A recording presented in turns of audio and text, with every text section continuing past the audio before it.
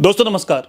टिहरी घनसाली में हुई केतन लाल की निर्मम हत्या अब अलग ही रूप जिसने ले लिया। तरह तरह की बातें इसमें हो रही हैं। अब इसको एक हत्याकांड न मानकर अब इसको जातिगत रूप भी दिया जा रहा है। आपने सोशल मीडिया पर तमाम प्रकार की वीडियो भी देखी होंगी जिस पर लोग अलग अलग प्रकार की बातें भी कर रहे हैं। अभी कुछ दिनों पहले ही जो चंद्रशेखर रावण है सांसद, वो भी उनसे मिले। साथ में विधायक उमेश कुमार को भी रोका गया हरिद्वार में। तमाम वीडियो आपने देखी होंगी।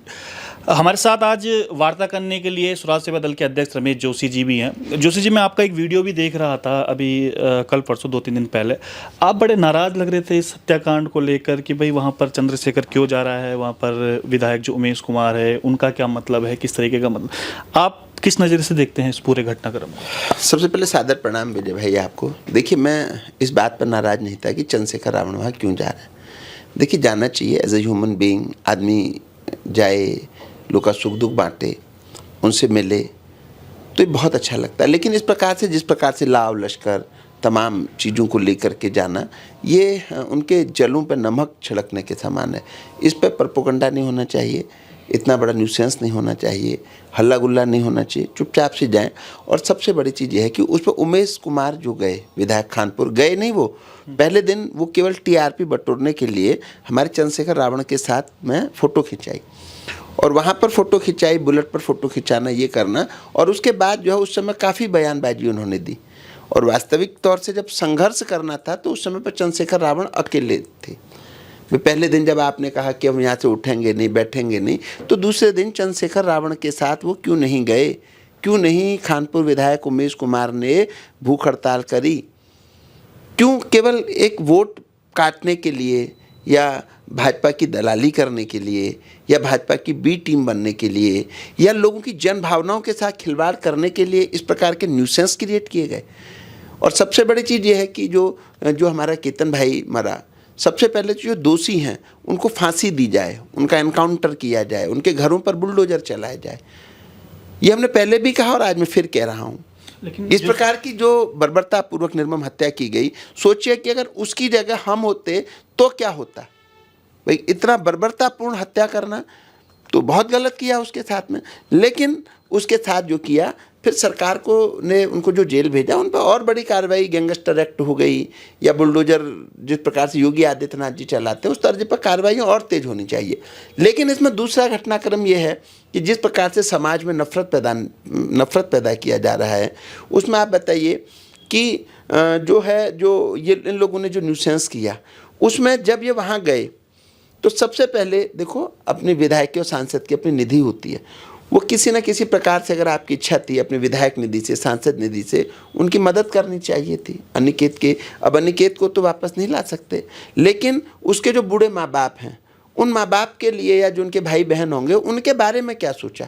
इन्होंने तो अपनी राजनीति चमका ली भाई। इन्होंने पूरे मीडियाबाजी पे, फेसबुक पे, सोशल साइट पे अपनी इन्होंने जो जाति समीकरण बनाने थे, भाजपा के लिए वोट इकट्ठे करने थे, या भाजपा के लिए अन्य संगठनों के वोट काटने का जो इन्होंने काम किया, उन्होंने अपना काम कर लिया। लेकिन इस प्रोपेगेंडा के बाद उस बच्चे को क्या मिला? लेकिन जोशी जी, सवाल ये उठ रहे हैं कि भीम आर्मी से अगर चंद्रशेखर रावण वहाँ पर जाते हैं तो सवाल ये भी है कि भाई इससे बड़ा हत्याकांड, अंकिता भंडारी हत्याकांड पूरे उत्तराखंड में, पूरे देश ने वो देखा।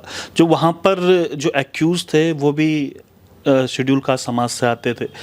तो वहाँ पर एक्यूज थे। क्या चंद्रशेखर रावण इसलिए नहीं गए? अंकिता भंडारी हत्या केस में हमने कहीं भी चंद्रशेखर रावण को नहीं देखा। ये सवाल भी आ रहे हैं कि ये जातिगत राजनीति इसमें क्यों हो रही है? ये देखिए, वहाँ पर जो वो उस समय जो थे, एक तो चूंकि उस हत्याकांड में स्वयं भाजपा के लोग थे, वीआईपी थे। और दूसरी चीज, उस समय चुनाव नहीं थे। अब चुनाव है ना, तो ये करवा तो भाजपा रही है, ये सब भाजपा की बी टीम है। क्योंकि सबसे पहले देखिए, जो इस प्रकार की कई चीज़ें जो हो रही हैं किसी भी समाज के लिए, देखिए सबसे पहले जो लड़ाई होनी थी, जो ये चीज़ें कर रहे हैं आज उत्तराखंड के अंदर, जो महत्वपूर्ण 4 जिले माने जाते हैं, हरिद्वार, देहरादून, उधम सिंह नगर और नैनीताल। ये लोग, अगर आप समाज की बात करते हैं तो इन 4 जनपदों के कितने डीएम हमारे समाज से हैं? दूसरी चीज, इसमें कितने महिला, फिर ये करते बात महिला आरक्षण की, तो कितनी प्रतिशत महिलाएं 4 जनपदों में हैं? और सबसे बड़ी चीज, ये समाज की बात करते हैं तो यही घटनाक्रम उत्तर प्रदेश में भी। सबसे पहले सब हम समाज की लड़ाई लड़ते हैं तो अपने अपने समाज के अधिकारियों को भी तो बैठाना चाहिए। क्या इसमें अच्छे अधिकारी नहीं है? समाज में बहुत अच्छे अच्छे बोल्ड अधिकारी हैं, बहुत समाज में ईमानदार अधिकारी, उनकी लड़ाई क्यों नहीं लड़ रहे? जब आपके अधिकारी आपके जनपदों में होंगे तो आप इजीली प्रदेश को या जनपद को या अपने समाज को और ज़्यादा विकास दे सकते हैं। आप भी ब्राह्मण समाज। दूसरी चीज़, आप शिक्षा के लिए राइट टू एजुकेशन पर इन लोगों ने कितने आंदोलन किए कि हमारे समाज के बच्चे जो गरीब हैं उनको शिक्षा का अधिकार अधिनियम के तहत बड़े बड़े दून बोर्डिंग स्कूल या जो है आपके सेंट जोसेफ में, ठीक है, या आपके जो है जीसस मैरी में, कॉन्वेंट स्कूलों में कितने शिक्षा के अधिकार अधिनियम के तहत इन्होंने आंदोलन करे और अपने बच्चों को कितनी जगह शिक्षा के अधिकार अधिनियम में भर्ती कराया और कितना सर्वे कराया। यही चीज़ स्वास्थ्य के लिए, यही चीज़ रोजगार के लिए। ये पर्टिकुलर केवल भाजपा की एक बी टीम है जो इस प्रकार की चीज़ें अब हमारे समाज के लोगों के जन भावनाओं के साथ खिलवाड़ करके हमारे समाज के वोटों को काट करके ये भाजपा की गोद में डालना चाहती है। या जो भाजपा का वोट परसेंट कम हो रहा है, अन्य संगठनों को ना मिले, विधायकों के वोटों को उसके ध्रुवीकरण के लिए इस प्रकार के न्यूसेंस क्रिएट करे जा रहे हैं। वरना सबसे पहला काम, कोई भी व्यक्ति जिसको सहानुभूति है उसको, जो हमारा केतन है, उसके माता पिता भाई बहनों के रोजगार के लिए, शिक्षा के लिए, स्वास्थ्य के लिए और भविष्य में उन बूढ़े माता पिता के का जो बुढ़ापा कैसे कटेगा उनके लिए धन बल की मदद करनी चाहिए। तब ये लोग कह सकते हैं कि जी हाँ जी मदद करना चाह रहे हैं। अब भी ब्राह्मण समाज से आते हैं, मैं देख रहा था कई वीडियोस इस प्रकार से भी वहाँ से आ रही हैं, कई लोग वहाँ पे मिलने जा रहे हैं, कह रहे हैं कि भाई जो किया ठीक किया केतन के साथ। इस प्रकार की वीडियो भी आ रही हैं, कह रहे हैं कि उस लड़की के माता पिता को हम सम्मानित भी करेंगे कि अगर किसी घर में जाओगे इस तरीके से तो ये होगा कि हमारे साथ रोटी का रिश्ता तो हो सकता है लेकिन बेटी का रिश्ता नहीं हो सकता। आपका इस बारे में क्या? देखिए, इस प्रकार की जो मानसिकता है ना वो बहुत तुच्छ मानसिकता है। ये जो मानसिकता है और ये जो लोग इस प्रकार की बातें कर रहे हैं ना, उनकी भी जांच होनी चाहिए, उन पर भी कार्रवाई होनी चाहिए, उन पर भी तमाम जो SC ST में मुकदमे उन पर भी होने चाहिए। देखिए, किसी का बेटा देखिए, इस ये खून है ना, इस खून में कोई धर्म जाति नहीं है। आप इस प्रकार की चीज़ें जो करते हैं बहुत गलत है। इस प्रकार की चीज़ें नहीं बोलनी चाहिए, नहीं करनी चाहिए। जो सही है वो गलत है। मान लीजिए अगर इस प्रकार की घटनाक्रम हुई है, उस बच्चे को फ़ोन करके किसने बुलाया? भाई जो केतन है उसको फ़ोन करके बुलाया गया ना। आप अगर ऐसा चाहते थे तो आप बेटी को समझाते, आप पुलिस में तहरीर देते, आप अभियोग पंजीकृत कराते। आप जो है आप इस प्रकार के आप खुद ही ये जो है वो बन गए हैं कानून। आपने ये अच्छा काम नहीं किया, दानवता का काम किया। उस बेटे के साथ जो बर्बरतापूर्वक मैंने वीडियो देखी, मन में बहुत दुख है। मेरे हाथ में कुछ है नहीं, मैं क्या कर सकता हूँ? कोई बहुत धन बल से उमेश कुमार और चंद्रशेखर रावण की तरह होते, हम धन बल से मदद करते। हम तो उनके लिए आवाज़ उठा सकते जो हम उठा रहे हैं। लेकिन इस प्रकार जो ये लोग कर रहे हैं, ये अपनी मतलब किसी भी घटनाक्रम पर राजनीति इस प्रकार की। जब भाई अंकिता बहन थी, वो VIP भाजपा के लोग थे, हम लोगों ने आंदोलन करे ना, वहाँ भी हमारे जो कुछ उसमें जो आप कह रहे हैं एक्सक्यूज़ जो हैं वो हमारे समाज के थे, तो हमने लड़ाई लड़ी ना, हमने आंदोलन खड़े करे ना।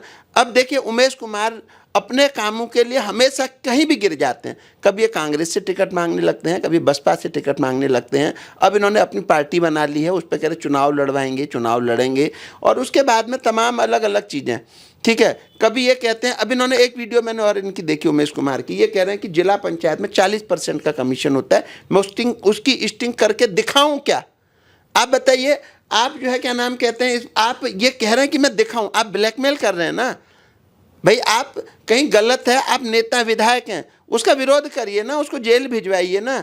आप उसको ये कह रहे हो, ये एक तरीके से तो इनडायरेक्ट वे में आप ये कहना चाह रहे हैं भाई 40% हमारी कमीशन नहीं आ रही है, पता हमें, हमारा हिस्सा हमारे पास पहुंच जाना चाहिए, नहीं तो देख लेना, फिर तुम्हारी अभी पोल खोल रहा हूँ, अगली बार का वो करूँगा। यानी कि फिर तो हिस्सा मांगने वाला एक घटनाक्रम है। देखिए, जो भी हो रहा है ये ठीक नहीं हो रहा है। बाकी अभी हम इस पर बहुत ज़्यादा टीम का आपने जिक्र किया, चंद्रशेखर रावण जो B टीम का कह रहे हैं, उमेश कुमार भी क्या भाजपा की B टीम? मैंने क्या कहा, देखो, चंद्रशेखर रावण को मैं उतना नहीं कहूँगा, वो अपनी राजनीति कर रहे हैं अपने समाज के नाम से।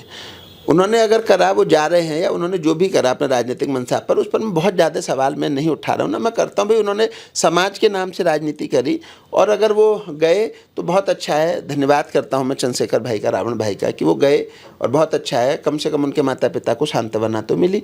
लेकिन जो उमेश कुमार है, वो जब बेटियों की इतनी हजारों गरीब कन्याओं की शादी करा सकते हैं, और वो चंद्रशेखर रावण के साथ कह रहे थे कि मैं भी जाऊंगा, तो आपने उस बेटे के घर वालों को क्या अनुदान दिया, मुझको ये बता दें। और उससे पहले जब ये जो है भीम आर्मी के जो लोग पहले गए उनके साथ आप क्यों नहीं गए? और सबसे बड़ी चीज़, तीसरी चीज़, चंद्रशेखर रावण कल जब वहाँ से अड़े रहे और कल 30 तारीख को हम मिलने गए तो तुम कहाँ गोल थे? तुम केवल भाजपा के कहने के अनुरूप चल रहे हो, भाजपा के लिए न्यूसेंस क्रिएट कर रहे हो, या फिर कहीं ऐसा तो नहीं कि भाजपा को लग रहा हो तो चंद्रशेखर रावण के कार्यक्रम को विफल बनाने के लिए तुमने कोई षड्यंत्र रचा है? तो इस प्रकार की चीज़ों पे ये सभी लोग ध्यान दें। और वैसे तो जाति पात से बहुत दूर रहना चाहिए, जो सही है वो करना चाहिए। कानून का भी इसमें बहुत बड़ा दोष है। भाई इतना न्यूसेंस हो रहा है, उत्तर प्रदेश में तो नहीं हो रहा है इस प्रकार के न्यूसेंस, यहाँ क्यों हो रहे हैं? इस पर भी जो है संज्ञान लेना चाहिए माननीय मुख्यमंत्री जी को, सरकार को। और इस प्रकार के घटनाक्रम, जैसे योगी जी का जो शासन सख्त है, तो हमारे माननीय मुख्यमंत्री जी को भी थोड़ा सख्त शासन करना चाहिए। अभिनव कुमार साहब जैसे डीजीपी को चार्ज पर लाना चाहिए और उसके बाद इस प्रदेश को खुशहाल स्थिति में ले जाना। स्वराज सेवा दल का क्या स्टैंड रहेगा इस पूरे घटनाक्रम पे? देखिए, घटनाक्रम पे हमारे ये स्टैंड है कि हम उस बेटे के साथ खड़े हैं। कहीं भी जो हमारे स्तर से होगा, अगर कहीं वकीलों की ज़रूरत पड़ी, वकीलों के लिए कोई फीस की ज़रूरत पड़ेगी, कहीं अगर कोई उनके माता पिता को लग रहा होगा, जब बिल्कुल शांति से, अभी तो बहुत वो चीज़ें, अभी तो हर आदमी इसमें राजनीति कर रहा है, जब ये राजनीतिकरण का मुद्दा थोड़ा सा कम हो जाएगा, 1-2 महीने बाद हम जाएंगे, उसके बाद हम व्यक्तिगत तौर से मिल लेंगे और हम फिर पूछेंगे कि हम आपकी क्या मदद कर सकते हैं।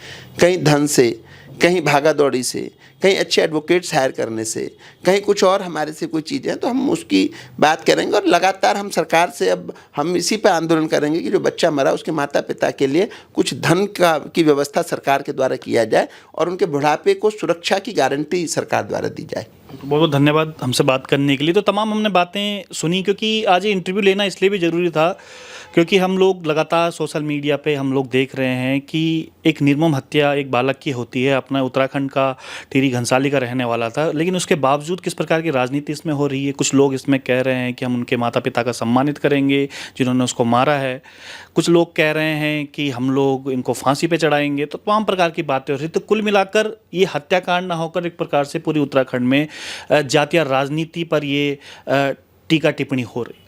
आगे क्या कुछ होता है, लगातार बने रहिएगा विजय पथ न्यूज़ पर। बहुत बहुत धन्यवाद।